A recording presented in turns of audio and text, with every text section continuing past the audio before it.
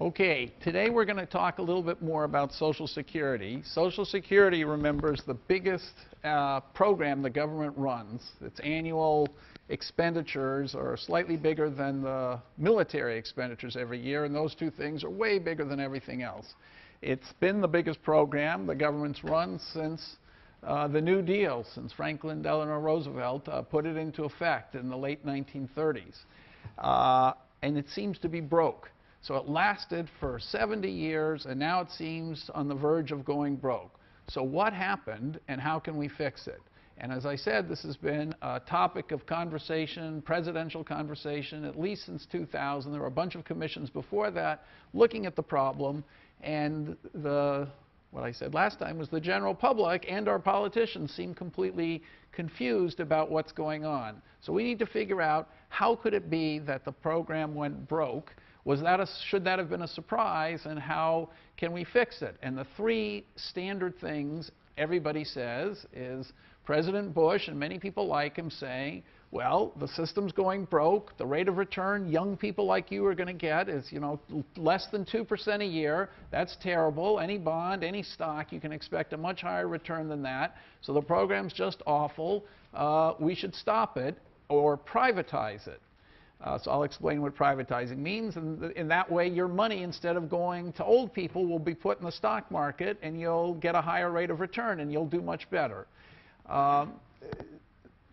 Then a second thing people say is, well, the thing lasted all this time. I mean, what's really gone different? What could possibly have caused the change? It must be those dastardly baby boom generationers like me, who are headed towards retirement in another 20 or 30 years, and they're going to bankrupt the system. There are going to be so many of those old geezers hanging around needing to get paid that young people like you won't be able to carry the burden.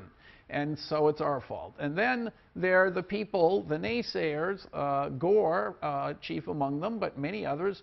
Obama now similarly saying slightly similar things, saying, well, privatization doesn't make any sense. It's logically impossible, because if you take the taxes that the young people are paying and tell them, those Social Security taxes, they can invest in private accounts, the stock market with their own name on it, then how are we going to give money to the old people now? So you'll just be screwing the old generation. So privatization is impossible. So those are the three most standard things people say. All three of them have some truth to them, but on the whole are substantially wrong, completely wrong. And once we clarify what stage the system is in, we'll be able to think about what the right solution is. I'm going to tell you my solution, which, as I said, is not universally admired, but I'll see what you think about it. So the program came into effect in what was the greatest or the biggest of the New Deal advances made by FDR. And I just thought I'd play this tape of him signing it into law, and behind him is the Secretary of Labor, Frances Perkins, who you'll see in a second played a huge role in this, and she was the first woman in the cabinet. And by the way, in my generation, there are many women named Frances because their parents named them after her. So here's the, let's see if this works.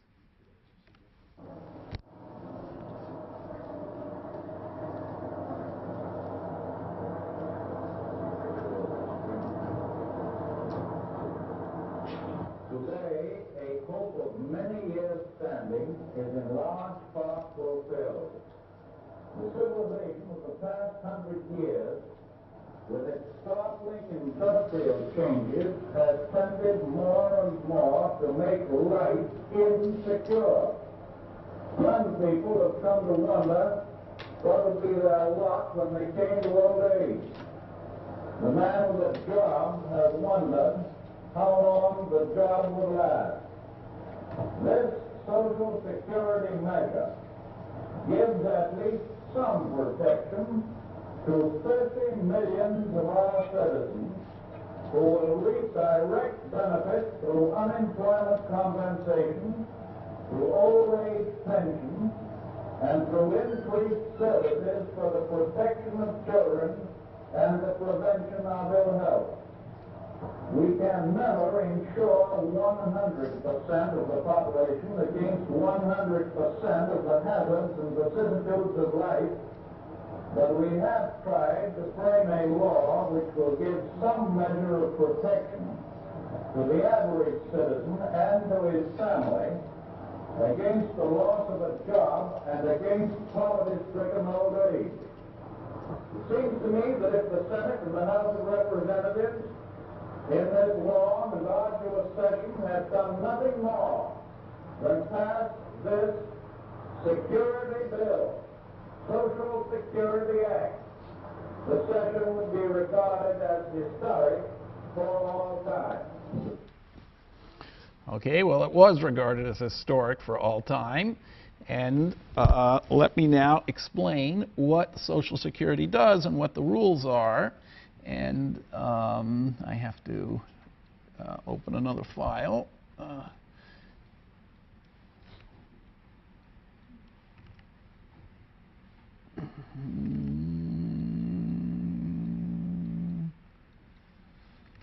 forgot where I put. I hope it's. I wonder whether it's. Sorry, I opened the wrong year. I see. I'm living in the past. All right. Sorry, that was last year's.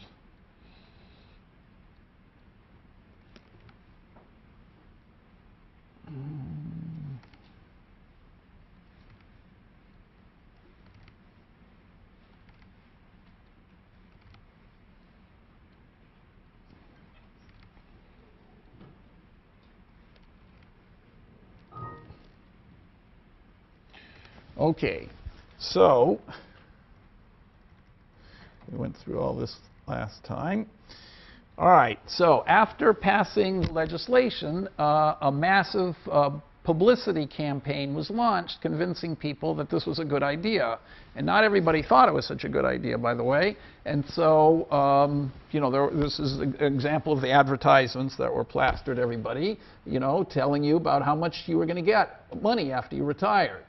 Now, what was the idea of Social Security? The idea was that lots of people, when they were young, didn't really have the foresight to imagine what life was going to be like when they were old. In fact, in the late 1930s, the most destitute of Americans were the old. And so the idea was to force them to save when they were young, and then the money would be there, would be invested in U.S. Treasury bonds and accumulate interest, and the money would be there when they got old. So it was imagined to be a pre-funded system. Pre-funded meaning the money comes in, and it's that money which is going to then pay people later when they get to old age. And the idea was you were going to collect enough taxes so that when you got to be old, you would get 40% every year. You would be receiving, the average person, recipient, retiree, would be receiving 40% of the average wage of the average young worker. And, you know, the idea is that when you're older, you have less expenses. You probably already own your house. Your children are out of the house. So 40% should be enough to keep, you know, to keep you going. It was certainly more than the average old person had at the time. Now, this you would get for your entire life. So when Roosevelt called it insurance, what was the main thing that you were insuring? Well, there's a side part of the program, which he mentioned, which is insuring people, you know, who of disabilities, things like that. But that's a 1 out of the 12.4% tax. It's something like 1.8%. But the main part of the program is insurance against what? Yes. Living too long. So you get the money your entire life, no matter how long you live, so you're being insured against living too long. Exactly. So what happened was, of course, in the first year, a lot of people were starting to pay taxes.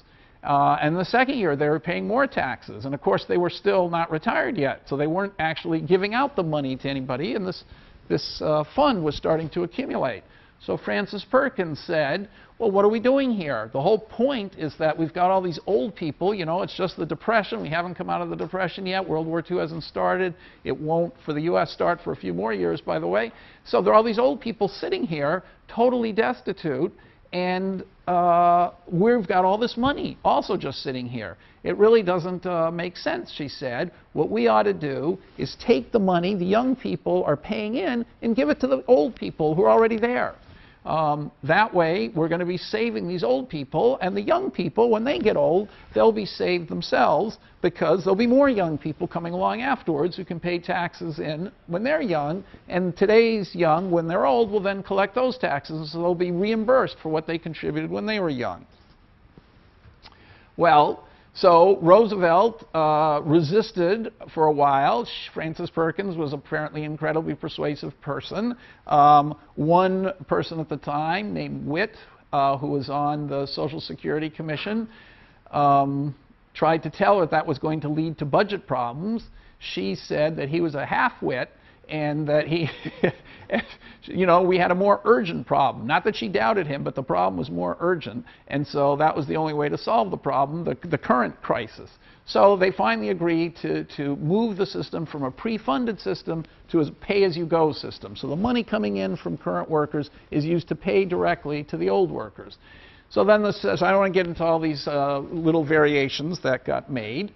Okay, so the program's called the Old Age Survivors and Disability Insurance Plan. The insurance is mainly for living too long, but also in case you get disabled or in case you have children and you're disabled, you die, they get something. Okay, so it's a combination of insurance, disability, but the main insurance is for living a long time. So as I said, the tax now is 12.4%. Up to a cap of $106,800. So if you make more than $106,800, you pay, you know, $13,000 or something, and then nothing more on Social Security. Okay, so the Social Security tax stops at $106,800. So, you know, the income tax, you know, I'm losing track of what it is and whether we're going to go back to the old one, but let's say it was 38%, 39%, something like that. If you had to pay that income tax and on top of it pay Social Security tax of 12.4%, you'd be over 50% taxed. So needless to say, some of the people who think we can solve our Social Security problem by eliminating the cap would be imposing a gigantic marginal tax rate on a lot of people who don't have a marginal tax rate. So who have an already high marginal tax rate, that would make it sky high. So that's been resisted. So 94% of workers are below the cap anyway. So we're talking about the top 6%, most of which you'll be in that top 6%. So you won't have to pay on the margin Social Security tax. Now, so there's the taxes, 12.4%, and then there are the benefits. Now, how do the benefits work? How are they determined? Well, so the taxes, I said, you just take your income below $106,000 and you pay 12.4% tax. So how do the benefits work? This is a little bit complicated, but it's actually a very interesting plan. What they do is they look at your entire lifetime earnings. You're not going to get benefits till after you retire, so you've got your whole life history behind you, and they say, let's look at every year what the fraction of your wage was relative to the economy-wide average. So it's your relative earnings. So when you're young, it's probably going to be 0.8, 0.9. If you go to Yale, it's probably going to be 1.5, 2, you know, soon thereafter. All right, now, okay, and it might get even higher. But anyway, so that's the relative earning you have every year. So then they say, let's average your 35 best relative earning years and just divide, you know, take the sum, divide by 35. So what is your average lifetime relative wage? You know, for the average person, it's going to be 1. For some people, it might be 0.8. For some people, it might be 2 or 3 or 10. Okay, now the first, so all right, so you've got your average relative lifetime wage. What do you make when you retire? Well, when you hit an age, which, you know, they're adjusting now, but it used to be 65. When you hit 65, they compute the average wage in the, when you hit 65, you're going to be paid a fraction of the average wage in the economy when you're 65. Okay, so what is the fraction that you're paid? Well, that depends on what your historical average wage was. So let's just see what the function is. So if your average wage was 1, equal to the average wage of the economy your entire, you know, over those 35 years, so you're the average guy, then you get, you see that's near 0.4, it's actually 0.44, so you get 44% of the average wage at the time you retire. Okay, if on the other hand you made 10% of your relative wage historically was 10% of the average wage in the economy, you would get 9% of the average wage at the time you retire. So you can see that this is what's called a concave function, just like our utility function is diminishing marginal returns. So it means that if you're earning very, little through your life, you're going to get a much better deal. You're going to be paid, the ratio of relative wage historically to what you get of the young people's wage is going to be 0.9, then the slope drops to 0.32, then it drops to 0.15, and after you're double, it's actually I think 1.99, after you're double the average, if your historical average wage was more than twice the average wage in the whole economy, doesn't do you any good. Might as well have been twice. If it's 4 times, 10 times, you don't get any increase. Okay, so you can see why it makes some sense to have a cap to the taxation, because people who are making 10 times the average wage, let's say they're making $1 million nowadays, they aren't going to see any benefit from having contributed so much to Social Security. Their benefits would be just the same as if they only made $200,000 a year. So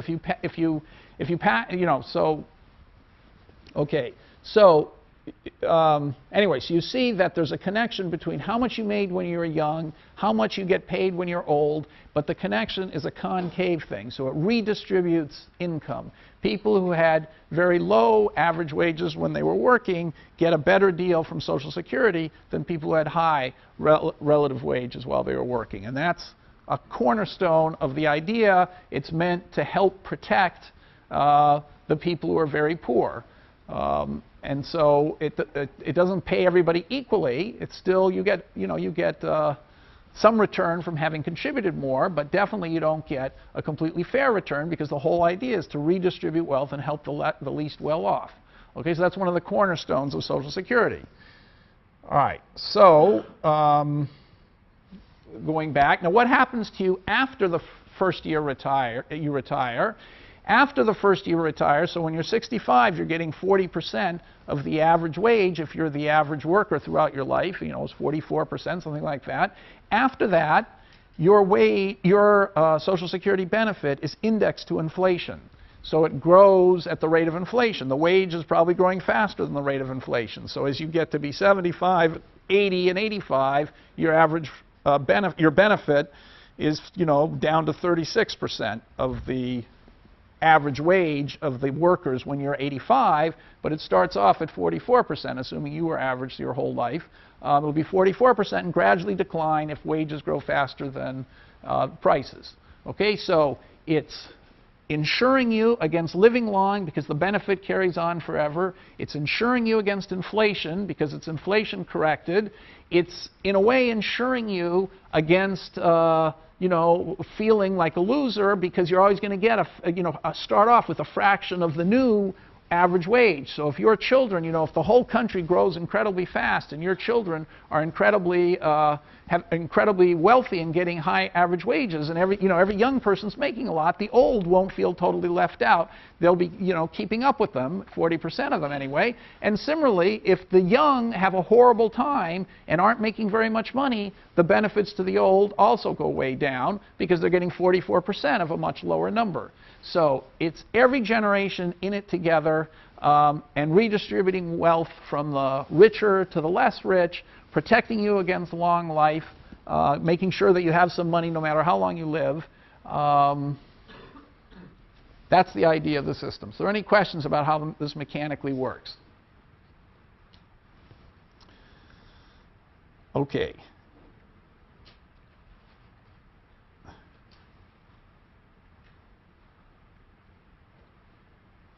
Okay, now it's very hard to do this in the market, by the way. If you wanted to, for example, now think to yourself, oh, I'd like to protect myself against my old age, and I'm 3 years out of Yale and I've fallen into an incredible job that's paying me a huge fortune, and I might want to retire early and be a writer the rest of my life, and you can't easily find an annuity in the private market that's going to tell you that, you know, when you hit 65, it'll continue paying you for the rest of your life. You can actually find them, but they're incredibly bad deals. Okay, and the reason that they're bad deals is that the people who would have to, you know, take the money now and give it back to you when you're old, first of all, you have to worry whether they're going to be around and still be able to pay you when you get old. And secondly, they're worried that, you know, the only people who come to them are people whose families live, you know, 100 years, and so they're going to have to pay a lot longer than they would for the average person. So they're afraid of getting a bad selection, that is, a selection of super healthy people wanting to make that deal, and so they basically assume you're going to live to 100, and so they're giving you a very low annuity year by year. So Social Security is doing something that is very hard to obtain in the market. Okay, now, so what went wrong? Oh, I should say a couple other things about it, so, some other interesting things. You can choose to retire early if you want. So if you retire before 65 and you want to get your payments starting earlier, they say, okay, you can do that, but we're going to cut the payments every year, and they make some actuarial calculation so that it's fair, you know, based on how long the average person lives. So if you start at 63, you get 2 extra years, but they know if you live the average amount of time, you know, how much to cut it down so that on average you'll get the same amount as if you did the normal thing retiring at 65. They've actually raised this age to 67. Okay, now another thing is the spousal benefit. This is actually quite amusing, I think. So I had a secretary 20 years ago who got married 3 times, and so she consulted me about this. So if you're a spouse, you know, traditionally one of the spouses wouldn't work, typically the woman, and so the wife has the right to 50% of her husband's, or the husband has a right to, you know, one spouse has a right to 50% of the benefits of the other spouse just by virtue of being married or having been married. So the rule is that if you've been married for more than 10 years, then you can either take your own Social Security benefits, or if they're bigger, you can take 50% of your spouse's. And if you've been married to several different guys and you're not married to any of them anymore, you can pick the guy who had the highest income and get 50% of his amount. So she had to she tracked down she tracked down her first husband she hadn't talked to in 30 years, and anyway, so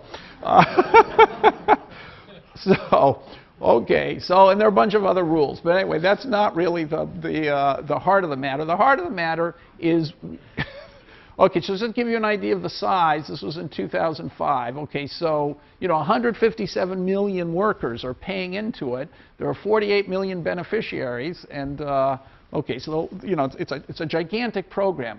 So imagine the cost of keeping track of just who's alive, you know. When somebody dies, they're supposed to stop collecting Social Security. How do they know that the guy's died? I mean, that by itself is not an easy thing to keep track of. They have to send the checks to everybody. Somebody moves. They have to figure out where to send the check to the new address. They have to get the taxes. They have to make sure people are paying the right amount. It's a huge thing involving, you know, basically the entire population. You know, there are a couple 100 million people almost either getting taxes, paying taxes, or receiving benefits. You know, over 200 million people. It's an incredible amount of paperwork and moving stuff around and figuring stuff out. And so, how much does it cost? How much money do they waste running the whole thing? Less than 1% of the benefits. Okay, so it's one of the most efficiently run programs, maybe the most efficiently run program government has ever devised. So it isn't that the thing is going broke, as you might believe listening to George Bush, because somehow they're pissing away the money and just losing it. That's not the reason. Something else is happening because they don't waste much money running the program. Okay, so this just gives you an idea just of the size of it. So this is 2005. So you have to add, you know, 20% or something, or 15%. So the benefits, the contributions, $593 billion. Remember, there's a tax rule of 12.4%. Then you have to pay out the benefits, which is some other rule depending on what you earned in the past. So there's no connection between the two. And in fact, the contributions are bigger than the benefits. So the surplus, the trust fund was growing. And, you know, look at the administrative expenses. Tiny, and there are some, you know, the railroad, when the law was first passed, railroads were in trouble, and so, you know, in order to get some senator to vote for it, they had to hand money over to the railroads. So anyway, something's going on with the railroads. But the other, the other benefit is the trust fund, you know, makes returns because it's a $2 trillion trust fund. It was a little smaller than that in 2005, so it's earning interest. That's part of the extra returns. You see why the surplus is quite big now, but it's headed to be quite small. Okay, so now what is the argument about? What is the crisis of Social Security? What do the Democrats and the Republicans say? Well, you've just heard what the program is. You know, how attractive do you think it is? And do you really think it's such a good program? So the main thing is it's going broke. Okay, so now why is it going broke? It's not broke now. It's making more money than it's paying out. But in the future, it's very obvious that, you know, you can just look at the demography. It's very obvious that it's going to, the benefit formula is so big, and there are going to be so many people retired that the payments you make to the old, when I'm retired, are going to be way bigger than the payments that the young are making in taxes, provided the rules stay the same. So that's the main problem. Somehow the system got out of whack, and we have to figure out how to put it back together. Now, it's no surprise in one sense that there's an imbalance because there's nothing about the rules that balanced it. I mean, the taxes you pay, we'll look at this a second, you know, that's just some formula, 12.4%. What's that got to do with the benefits you're paying? Well, the benefits are, you know, 40% on average of what young people are making. So basically, somehow the system must have assumed that there'd be 3 young people for every old person. So the young people paying 12% each, the old guy getting 40%.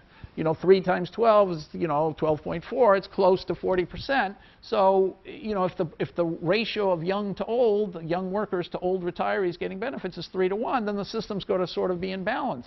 But if that ratio is very different from that, the system, for example, 2 young people for every old person, the system's going to be way out of balance. And the formula has nothing to do with how many children people are having or anything like that. So it's not so surprising it's gotten out of balance. But we're going to see there's a much more fundamental reason why it's out of balance. Okay, so the first problem is it's not in balance. But there are many other problems. So why do Democrats like it so much? Democrats say, oh, it's wonderful, you know, we're helping poor people, we're redistributing things on the basis of lifetime earnings, we're sharing risks between generations, we're all in this together. As I said, if the young people have bad wages, then the old get less benefits. If the young are booming along, making huge wages, then the old guys keep up with them, and you know, so there's less, you know, so it's not only insurance, but it's kind of less jealousy and less disparity in the population. And then you're protected against long life, you're protected against inflation, and you can't blunder away your money because you have no choice about where your investment goes. The government's taking care of it. So if you're a bad investor, you can't suddenly find that you've lost all your money. So now what do Republicans say? Republicans, and surprisingly, I'm going to, well, you'll be surprised where I come out on this, I think. So the Republicans say, you know, this stuff is much less good than it sounds at first glance. For one thing, there are no property rights. I mean, who's to say what I'm going to get when I'm old? I mean, nobody even knows what they're going to get when they're old. I defy you, a Republican would say, to tell me exactly what your benefits are going to be, or even to explain to me how they're calculated. Virtually nobody in the population can do that. That's just not right. And you have no control of them. So what's going to happen, a Republican would say? One of these days, the Democrats are going to say, oh, the system's broke. We can't afford to pay everything, so we're going to cut all the benefits in half or something. So a Republican would say, you know, they're not even my benefits. In order for me to really feel good about participating in Social Security, I want to know that when I put the money in, what I'm getting out, and I want to own it. I don't want it to be some vague promise that can be taken away from me and probably will be taken away from me. Okay, so it's a matter of property rights and transparency. Then another thing is, even if you did know this formula that I just explained, you know, people who want to retire and want to figure out how to plan for their retirement, what does a normal person do? He says, how much money have I got in the bank? You know, I've saved on my work. I've got $100,000 in the bank. Please tell me what the value today is of my future Social Security benefits. If those are, you know, $8 million, then I know that my $100,000, I don't want to waste too much time trying to accumulate money out of my savings because, you know, I'll never catch up to $8 million. If it's $50,000 is today's market value of my future Social Security benefits, I know that I better be putting in a lot of money today. So, and I know, you know, how much money today is, how big my savings are relative to what the market value is of my Social Security benefits. So the Republicans say, you know, people just don't have any idea what the value of their benefits are. Even if they happen to know the formula I just explained, nobody really can calculate what it is. Okay, then thirdly, you know, the rich are giving money to the poor. Everybody knows Social Security is doing that. Can you tell me how much, you know, what's the effective tax rate? Let's say I'm in the top tax bracket. What is my effective tax rate on Social Security? I mean, what fraction of my taxes are being taken away from me, you know, because my benefits are going to be less good because I was one of the highest earners? Who can, you know, there's virtually no one in the country who's able to answer that question. And a Republican would say, what kind of a program is this? If nobody knows, you know, okay, they'll say, you know, we may sign on to the idea that the rich should give some of their money to the poor, but at least tell us how much of our money we're giving to the poor. We don't even know. Okay, and then the Republicans say, we'd like equity-like returns. You know, why is it, this is what George Bush said, why is it that our returns are going to be 2%? I'd like to know that my money is being invested in the stock market and earning a really, you know, what I could get in the stock market. I mean, you know, anyway, Republicans are, you know, everybody, you know, there's savvy investors like to think that the money that they're being forced to save can get the same rate of return as they get in the, they could get for themselves. Why should they be cheated in a government? Never mind that they have to give away part of the money. The part that they're not giving away at least ought to earn equity returns. And then there's the Republicans tend to think that choice is a good thing, not a bad thing. And so if you let people decide how to invest, it'll be better.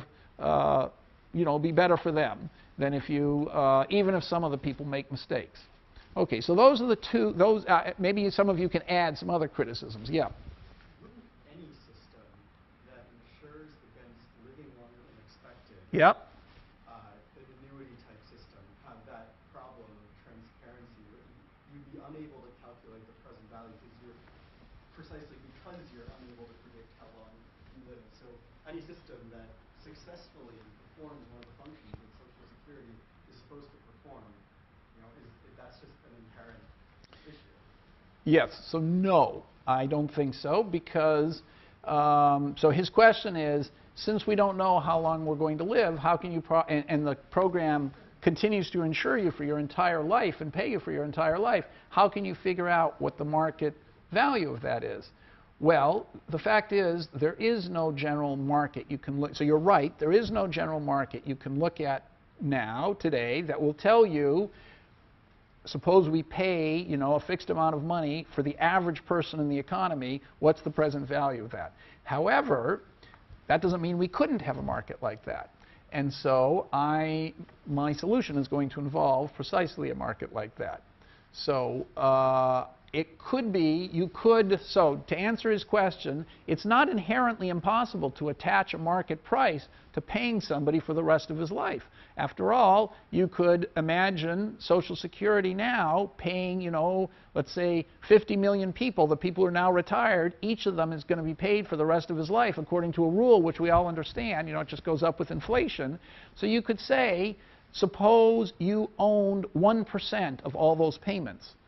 What would the value of that be? You could trade a security like that. Somebody could say, I want to buy today a security that gives me 1% of all the payments everybody's going to get. Or it could be 1% of all the payments every 70-year-old today is going to get from Social Security. That's a well-defined thing, and it could trade in the market. You're going to see that the market, as soon as we start talking about this, there are an incredible number of derivative instruments, they're called, that trade in the market. That could be a new one, and then there would be a market price. So you're going to see when I propose my plan that involves something like that. Any other questions about the rules of Social Security or whether you think they're bad or good for some other reason? I've tried to list the ones that struck me as the most important. Yeah. What does it mean by a return?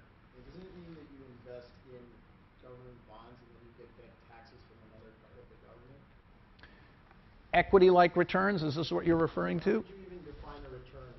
Isn't the interest you're getting just taxes from another part of the government? Okay, so if you you can always do this calculation, which I'm going to, which has historically been done. I'm going to show you those numbers in a second. You can always look at how many let's take someone my father's age. My father actually died, but a couple years ago, my father, he could look back at his whole life and he could look at how much money he paid in Social Security taxes when he was young, and then he could look at what benefits he got every year until that point, and let's say it was day after he died, I could look at what he got every year till he died. So then I could just, that's just a sequence of cash flows. We know how to calculate the internal rate of return of that sequence. That's his rate of return. Okay, and I showed you in the graph a long time ago that that was actually done We've done that. Leimer did that here. He did that for every generation, every birth cohort, the average person, what their return was. And you see it was very high to begin with, and it become pitiful. And if you forecast the future, for you, it's going to be less than 2%. So Bush is saying, why should you, young Yale undergraduate, why should you be satisfied with less than 2%? If instead of paying those taxes to Social Security, you put them in the stock market, you'd get lots more than 2% probably. So why be satisfied with 2%? Okay, and Gore would say, well, now that we've got this pay-as-you-go system, you can't possibly put it in the stock market because then the old people aren't going to get it. So, okay, any other questions? Any other reasons you think the program is good or bad? Social Security, should we get rid, what's your feeling about whether we should get rid of it or not, or privatize it or change it? Yeah.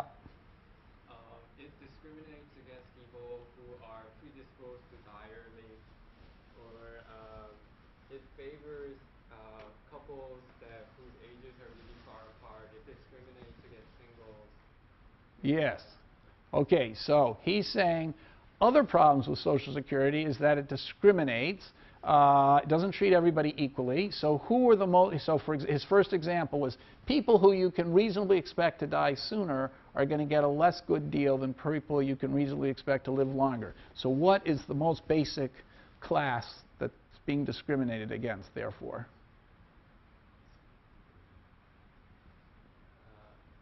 Who among you can you predict are going to live less long than others among you, at least historically? Presumably that will stay true. Yep. Men. Okay, so men live 6 years less long than women, so men are getting a bad deal. Now, black men, historically, although this is rapidly changing, but black men lived even less long than, even worse by a considerable degree. So you'd think it discriminated against black men. Black men also tended to be poorer on average, though, so they were getting a better return per year than rich white men. But anyway, a black man with the same earnings got a much worse deal historically on Social Security than a white man with the same earnings, because on average the black man died before the white man. That probably had a lot to do with health care and nutrition and stuff like that, and this is rapidly changing. But anyway, certainly it seems like men are going to get a worse deal than women. So yeah, there are all kinds of little problems with Social Security like that. Anything else? So he mentioned a couple others too. So any other? I regard those as less critical, though, than the problem of the thing going broke. And these things, which have split the country, it's been impossible. So basically, everybody thinks this is a logical contradiction. You can't do what the Republicans want, at the same time do what the Democrats want. So what should you do? Anything else anyone wants to say? Someone else had their hand up before. All right. So why did the system become such a mess? How did it go broke? How should we have expected it to go broke? So, did it all happen because there was the baby boom? All right, so I want to tell a little parable. So, that has nothing to do with the baby boom. Okay, so imagine that, and I'm saying it in terms of fathers and sons, but I could say mothers and daughters. Okay, so historically it was men working most of the time, but let's do mothers and daughters. Okay, so suppose a mother is old now and sick, and she needs an incredibly expensive operation, $1 million to save her, or to extend her life. So she doesn't have the money, so she goes to her daughter and she says, I need $1 million. And of course the daughter, who loves her, wants to come up with $1 million to pay for her. But that's a lot for her to pay. So she thinks to herself, my mother not only gave me life, but let's face it, without her, my daughter wouldn't have any life, and her daughter wouldn't have any life, and her granddaughter wouldn't have any life. And my mother's responsible for not just me, but all these generations after me. Why should I be the one to pay the entire benefit of my mother's operation? So you know what I'm going to do? I'll give her the $1 million, but when I get old, I'm going to go to my daughter and say, daughter of mine, I sacrificed for your grandmother, my mother. I put up $1 million to save her. I'm broke now. Maybe I don't need an operation, but I'm basically totally broke because I spent so much money rescuing my mother. Why don't you do the same for me that I did for my mother and give me $1 million? And by the way, you can use the same argument with your daughter, and so it's really not so bad because you're going to get the money back when you're old. And so the granddaughter agrees, and pays the daughter, and then when she gets old, she does the same thing. It goes on for generation after generation. Now, let's say it went on forever. How did this happen? Did the money did nobody lose anything, and we paid for the operation to begin with? Is this some kind of Ponzi scheme or something? Or who paid? Where did the $1 million operation get financed? How did that happen? Who paid for it? Yep. Don't you pay the opportunity cost of what you could have done with $1 million in every individual lifetime? The money could have gone and made money itself rather than spent on the operation. Well, you got $1 million back, remember, when you were old. You made nothing on the $1 million. Okay.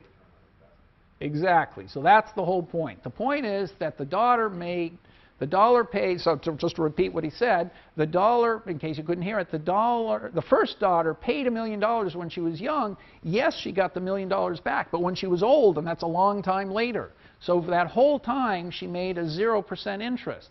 Now, maybe the interest rate was, let's say, over that many years, we're talking about 30 years or something, or 40 years, a large amount of time. So the interest rate could easily if 40 years, you divide 40 into 72, it's like 1 3/4 or something. So if the real interest rate was 1 3/4, something like that, you could easily imagine that that was the doubling rule, that $100 could have been turned into $200. So the first daughter, who took her $100, could have had $200 by the time she was old. She only got $100 when she was old. So in present value terms, she gave up $100 when she was young. She got, in present value terms, $50 when she was old. So she gave away $50. She paid for half the operation. Now, where did the rest of the $50 come from? Well, the granddaughter gave $100 when she was young, got $100 when she was old. So in present value terms, she also lost $50, exactly the same amount as the first daughter. She gave up the same thing. Her contribution was just as big. Of course, it came a lot later. So in present value terms, at the time of the operation, the granddaughter's contribution is discounted twice. So it's a half of a half. So she only contributed, in present value terms, $25 to the operation. And then the great-granddaughter, she herself looks at it as a $50 contribution, but from the point of view of the original operation, it's discounted 3 times, so by 8, so it's 12.5. So 50 plus 25 plus 12.5 plus 6 1/4, blah, blah, blah, forever, adds up to the 100. So basically, this parable shows how a daughter could share the cost of her mother's operation among all the descendants, pay completely for the operation, with each generation making the same contribution, the same sacrifice. Of course, the generations who make it earlier are helping the mother more, but the point is every generation has made exactly the same sacrifice and paid for, and that's how the original mother's operation got paid for. Okay, now what happens in generation 10? The great-great-great-great-great-great-granddaughter is going to say, I never even heard of this original mother, I couldn't care less about her operation. It wasn't a very good operation anyway, because she died 3 years later because medicine was so bad at the time. So, you know, why should I be paying my contribution to that original mother's operation? Yes, I know that she's responsible for my life, but, you know, I don't know anything about her. I don't even know her name anymore. How come I have to keep paying for it? So I just want to stop. Now, why is it going to be actually difficult for that generation to stop? You know, I just don't want to give my money to that first generation. I couldn't care less. Let's stop right now. Yep. She's not giving the money to like the great-great-grandmother. She's giving it to her own Mother. Exactly. So you can't stop just in the middle, because it's like the gift is being reenacted every generation. So the new generation that stops, you know, even if they understand where the whole thing began, they're not going to screw the original mother. They're going to screw their own mother, which they probably don't want to do. So they're not going to want to stop the thing. Okay, so that's what, okay, so to say the parable very shortly, the first generation that got taxes, got benefits without contributing anything, that was a huge amount of money that they got. Every generation after that lost money, but that was all, you know, a way to pay the first generation, and you can't stop the cycle without screwing your own parents. And so it's very difficult for the thing to be stopped. Okay, so now you could make it a little bit more realistic by saying every generation, the interest rate, you know, there's a growth, you know, wages grow every generation, say between 1% and 2% in real terms. That's the historical rate of growth. By the way, it hasn't been so great lately, but anyway, historically, say 1% to 2% real growth of wages. So on an annualized basis, if you did the same thing with each generation paying 12% of their youthful wages, you would find that, now we're coming closer to reality, that every generation was going to get between 1% and 2% return on their contributions, because the young would contribute $12 out of 100, say, but their daughter, that lady's daughter, you know, 30 years later, the wages would have grown by 1% to 2% every year for those 30 years. So 12% of that bigger number would go to that daughter, and so there would be a rate of return between 1% and 2%. And that's exactly what Bush and everybody else is predicting. So now you understand where the 1% to 2% comes from that you're going to get. If the population is stable, the ratio of young to old, the rate of return on Social Security is going to be equal to the rate of growth of wages. So it's not 0, as in the first parable, because wages are actually growing. It's between 1% and 2%, which is a bad return compared to the rate of interest. And that's why every generation is losing. Okay, so let's do one more thing. So the baby boom. Does the baby boom make things worse or better? Okay, so how can you think about it? See, this is so simple-minded to think this way. It's amazing the public is so confused about this. So suppose you have a baby boom generation. So you're going on with all these mothers. We're back to the mother and the daughter with, you know, 1 million. And so let's say there's one mother, one daughter, you know, one person in every generation. All of a sudden, there's a baby boom generation. But of course, to be old, you have to be young first. So let's say in some generation, after a bunch of times, there are 2 daughters instead of 1 daughter. They're each paying, okay, there are 2 daughters instead of 1 daughter. So each of them is now going to pay, if the tax rate stays the same, and the young daughters now each pay 1, okay, the mother who's alive then only needs 1 when she gets old. So two daughters now have 1 to contribute. So half of their money goes to paying off the mother when she's old, just like it would have usually happened. But the baby generation, because, you know, it's young first, that means when I was young, my generation was making a huge amount of money, paying a huge, doing it now. That's why there's this surplus. There's this gigantic surplus being put into Social Security. And so when my generation gets old, the dollar that didn't have to go to the mother because there was an extra dollar there, that could be earning the rate of interest. And so at the end, when we get old, there are going to be 2 of us, and there's only going to be 1 child next generation to contribute 1, and we're going to be expecting 2. But see, the 1 that was put in when we were young has now grown to 2. So you've got 2 there plus another 1, that's 3. So there actually should be a surplus, not a deficit. Did you follow that? Did that go too fast? So I'm saying that, you know, every generation, you give one, you get one. You give one, you get one. You give one, you get one. All of a sudden, there are two people, so they're each giving one, so none of them is worse off than before. When they get old, they're going to need two, and you've only got one person contributing. So here's the baby boom, you know, double the size of all the other generations. So, but, you know, when they're old, it looks like a problem. Who's going to take care of these people? There are not enough young people to take care of them. But remember, they were young before they were old. So since this mother only needs one, and there are two of these daughters, the extra one could be invested, and the one that's invested is going to make a rate of return and become more than one, like close to two. And so you'll have the one from the new daughter plus almost two from that was, you know, saved and earned up, you know, that's in the Social Security Trust Fund and earning interest. So you'll actually have $3 to make up for the two, and so it's not a problem at all that you had this baby boom. In fact, it's a benefit that we had the baby boom. So basically, what did the baby boom do? It staved off the original problem. So let's just think about this one more time. Suppose that you have a slightly more realistic example, the kind you're going to do in the problem set. So suppose that you've got people live from 20 to 80, and they pay taxes and work from 20 to 60, and they retire from 60 to 80.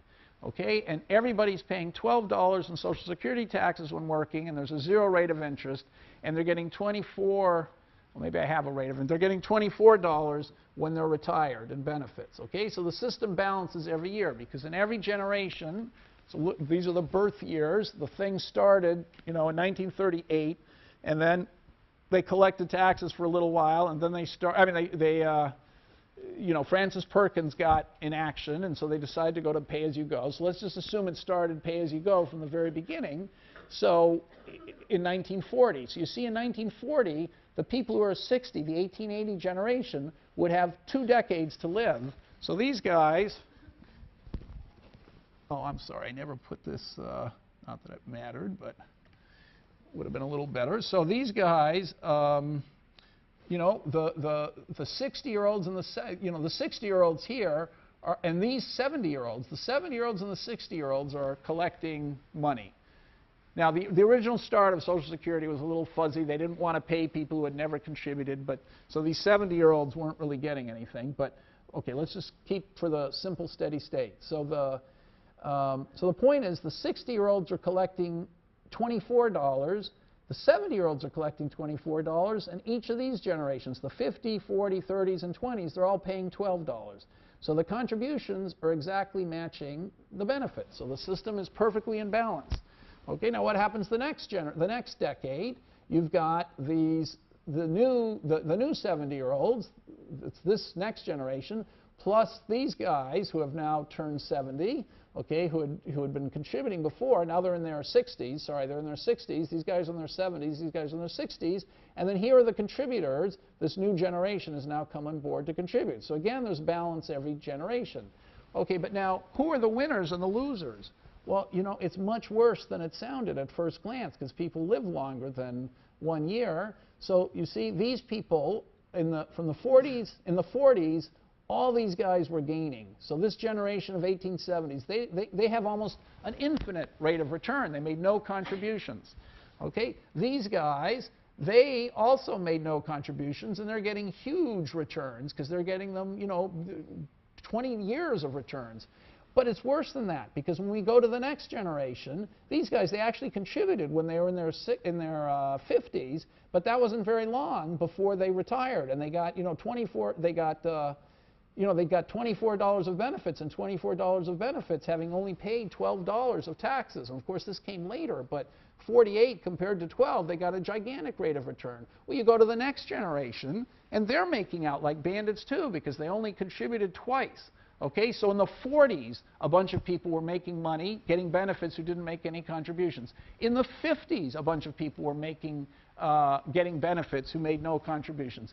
In the 60s, there's still people getting benefits who made no contributions. It's not till you get to the 70s, 40 years, or the 80s, what am I talking about? The 80s, once people are fully retired, you know, have made 40 years of contribution. So from 40 to 80, it's not until the 80s that the people who are getting benefits were all people who fully contributed. Okay, so all these people were getting an incredibly good deal. We had 40 years of people getting, you know, extra returns. So if you just do the distributive law of arithmetic and you realize that although these things go off to infinity because they're discounted, you can sum them in either direction. You can sum down the columns, okay, and that's always zero. The benefits and the contributions always net to zero. But therefore, if you add up the rows, which is what each generation gets, they also have to add up to zero. But you see, there's so many original generations. This one got a huge benefit. This one got huge benefits. The present value of their contributions relative to their benefits is incredibly positive for that generation. For this generation, it's still incredibly positive. Remember, this is 12-12 and this is 24-24. For this generation, it's probably still positive. Not till you get to here has it become, you know, well, not till you get to here does something change. So this is a positive number, this is a big positive number, this is a gigantic positive number, and this is a huge positive number. You add up over all these things positives, the rest of these generations have to be negative to just balance the thing at zero. So that's why every generation from here down to here is going to have to earn a negative return. Basically, this, in steady state, they'd all earn the same negative present value or the same bad rate of return. And there were so many generations that got positive amounts of money. So in today's dollars, can you tell me how much money that we gave away to these early generations? Can you take a guess? Just order of magnitude. So I'm asking in today's dollars, in today's present value dollars. So whatever the number is, you have to assume it grew at the rate of interest since then. So what do you think that is? A couple trillion. Does someone want to guess? It's a reasonable guess, but someone want to make another guess? Just so you get an idea of the size of the program. Does anyone know what GNP is in the country? 15 trillion. Okay, 14 trillion, something like that is GNP. So what do you guess this number is? Well, okay, it's 17 trillion. So he guessed 2 trillion. It's 17 trillion. So we made a staggering transfer of income to these people at the beginning, and now somebody's got to pay for that. And it's not a trivial thing to pay for, because 17 trillion, if everybody gave, every corporation, every, you know, person in the whole country gave away all the money they made for a year, we still wouldn't pay it down. Okay? So that's a big amount that's hanging over everybody. Okay? And that's what the Social Security problem is. We gave away so much money at the beginning. If we keep the system in balance, we have to gradually give all the money back. And we can't stop it, because then some old guys are going to get screwed. So there's no way of stopping the thing. And each generation has to lose. So the reason why you're getting such low rates of return is because the system was designed. Frances Perkins knew what she was doing. She wanted to help all those old people in the 40s. Now, she was out of power in the 50s and 60s, you know, when we were still helping all those people. But the point is, it was a tremendous transfer of wealth to the retired generations of that era. And that's the reason why everybody's getting such a bad rate of return now. It's not because the money's being lost or thrown away. Okay, so what I'm telling you now is not controversial. You know, I don't think many people understand it, but it's, you know, everyone who does understand it agrees with it. When we come to my solution, they're not going to agree. But anyway, so what I'm telling you, so just to compute, so in the problem set, you have to compute an example. So let's just see how this would work. So suppose, from the point of view of a 10-year-old, just doing the example I did, suppose there's a 15% rate of interest, and you're going to contribute in your $12 in your, so no growth in the economy, so it's $12 all the time when you're in your 20s, 30s, 40s, and 50s. Okay, so what would you do from the point of view of age 10, that's 10 years before your 20s, you're going to contribute $12 in your 20s, you discount it at the 15% rate of interest. You're going to be doing, you know, contributing $12 in your 30s, so you discount it at 15% twice.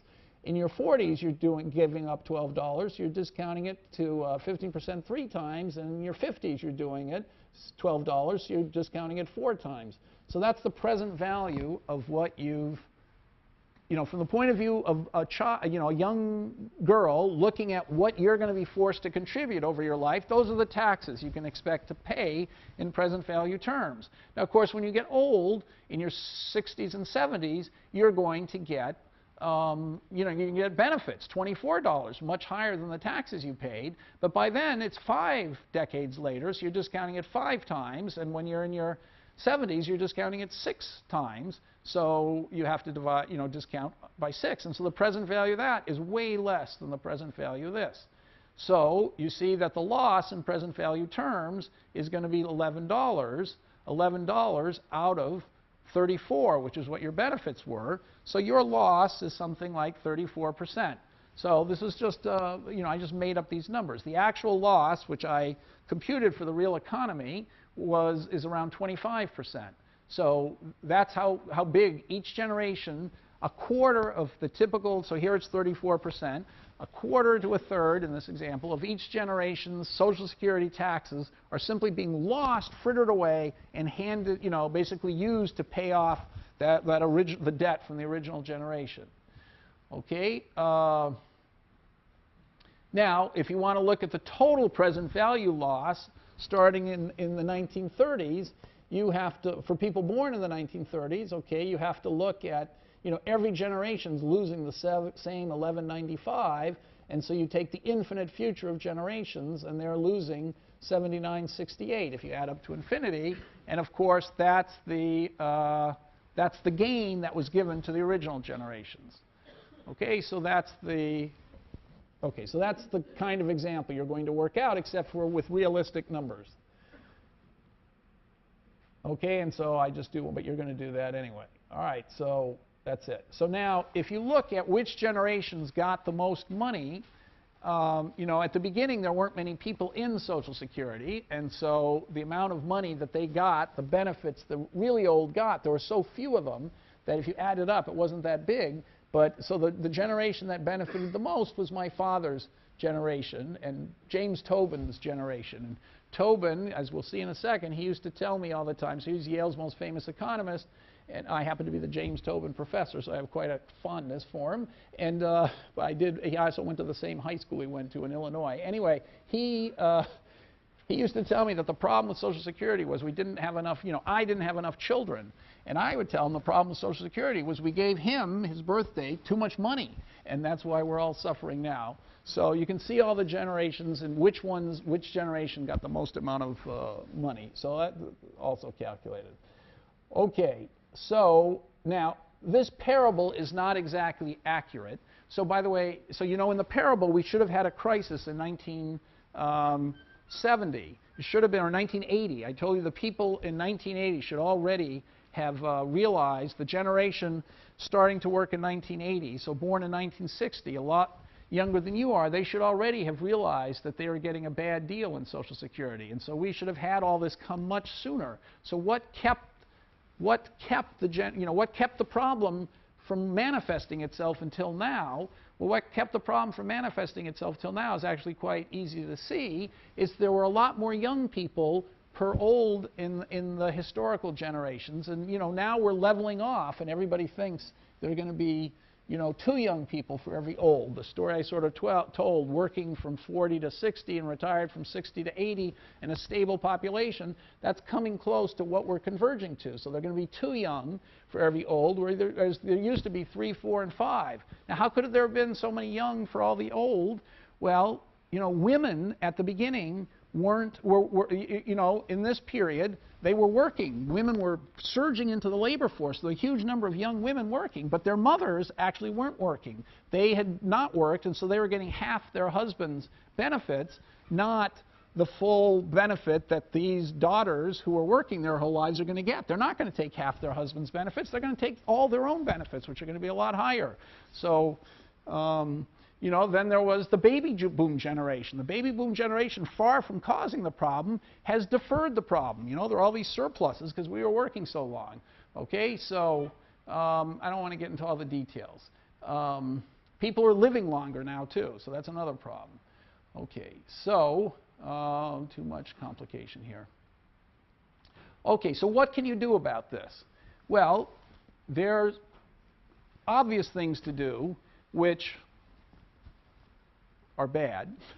So one thing you could do is you could say, well, if we're supposed to be paying the average young person 40% of the new generation's wages, and there are only going to be 2 young people for every old person, you know, we can maybe shave the 40% down a little bit. Let's make the Social Security tax 18% instead of 12%. So you could raise it by 6%.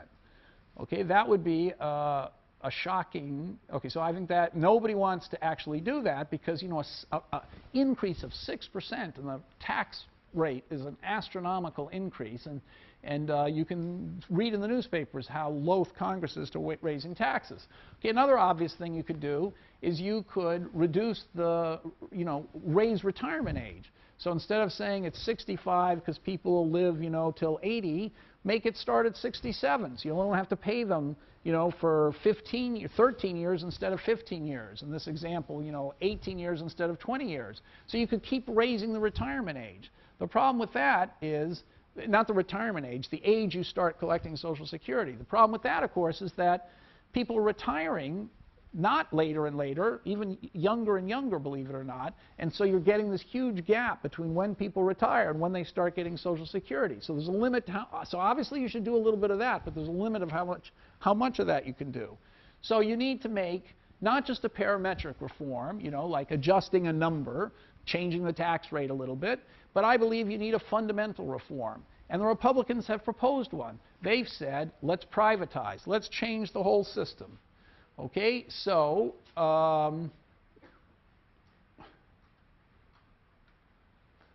what does it mean to privatize? How are they going to do that? So what Bush had in mind was the following. He said, what is privatization? It involves 3 things. It's the creation of individual accounts, so your name goes on it. So it's your account, your money, and no one can take it from you. It's your money, and your money is what's going to pay for your own benefits, so it's pre-funded.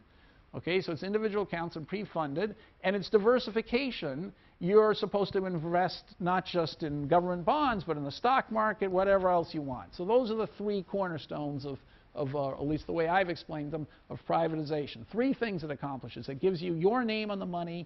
It's your money. That's the money that's going to pay you when you get old, pre-funding. And you can invest in a wider range of assets, especially the stock market, which is what everybody seems to want to put their money in, or at least used to until we had this last crash. On the other hand, the stock market's going up a lot, so people are getting less nervous about it. So those things are different. They're not the same. Okay, so now how is Bush going to handle this? So how would you think he was going to do this? How can you possibly say, so Bush said, I want to privatize, I want the 12% that you pay in Social Security taxes, I want 4% of that for you to be able to put that in your private account in the stock market with your name on it. Okay, so Gore said, well, that's ridiculous. If it's only 8% then left to give to the old people are going to get cheated. So how is Bush going to handle that? What do you think he was going to do?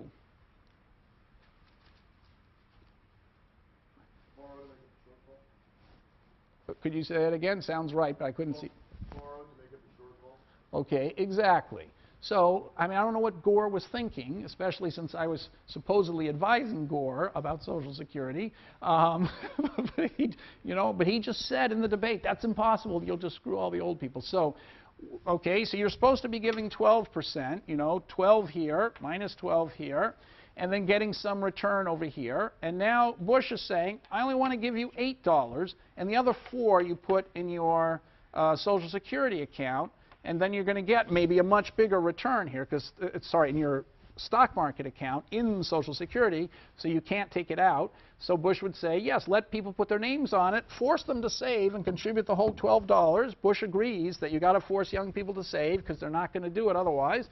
So you put the $4 in their private account, but it's their name on it, and then it grows to some huge number, you know, 20, instead of just doubling by the time they get old. And so that huge account is their money.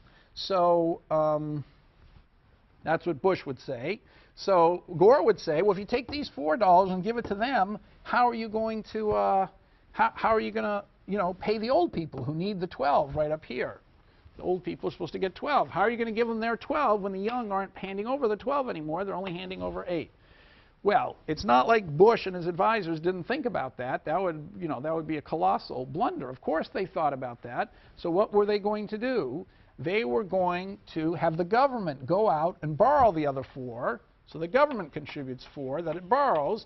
And now, of course, over here, the government's going to have to owe 8 because it's got to pay back the 4 it owed, in 30 years.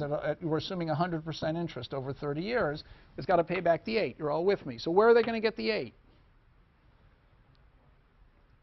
Who are they going to get the 8 from? What? Taxpayers. Which taxpayer? All of them. Everybody. Really? From the same people who are paying their Social Security. Okay, these people. So if you chose to take 4 of your dollars out of Social Security and put it into your Social Security stock market trust fund, your personal trust fund, the deal is you have to pay the interest at the end of 30 years. So this 8 comes out of your 20. Okay, so the government, so these people pay back the 8. So basically, to say it in a different way, the way you get to invest in the stock market, according to the Bush privatization rules, is these people effectively, they're giving the $12 anyway to the old, but they get to borrow $4 and put it in their private stock market account, and then they have to pay back the amount they borrowed with interest, which is 8. But if the stock market does better than the interest rate, then of course they make out better. They get 20 minus 8, which is 12. Okay, so is that clear how he did it? So it's not a logical impossibility.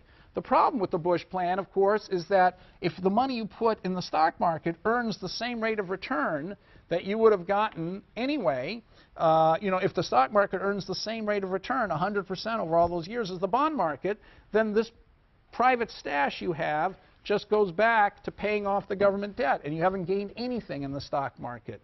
You get the same Social Security benefits you would have had anyway. So these guys who opt into the privatization program, let me repeat the Bush plan, if you opt into the privatization program, you effectively do everything you did before in Social Security. You pay your taxes that go to the old people, you get the benefits just like you did before, but on top of it you have the right to borrow $4 from the government, invest it in stocks, and then at the end you have to pay back the government out of your stock market return.